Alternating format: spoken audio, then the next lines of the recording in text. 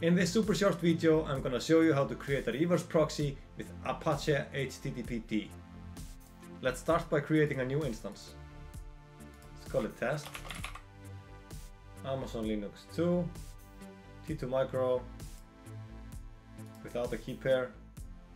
You can create a new group here, allow HTTP, launch instance. Then we wait. Now that our instance is running, we connect to it. We have to update yum. Then we install httpd. Then we start HTTP and enable it, so like when you restart your machine it gets started.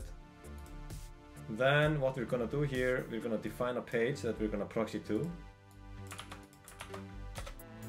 and we are gonna write to this file. So if you look at this, there is this file httpd.conf.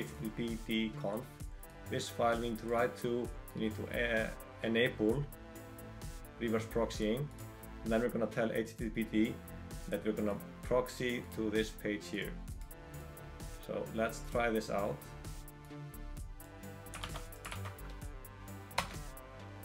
So if we look at this file here, we can verify that this is added to the end of it. So here we can see these things here. Alright, so let's now restart httpd. Alright, let's go back to EC2. Let's find our instance. Here is the IP address. Now we should get redirected to this other page. Alright, that was it. Creating a reverse proxy can be very helpful. You can, for example, expose a private IP on your machine.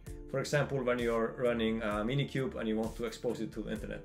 I'm gonna do that actually in my next video. So please like and subscribe, and thank you for this video.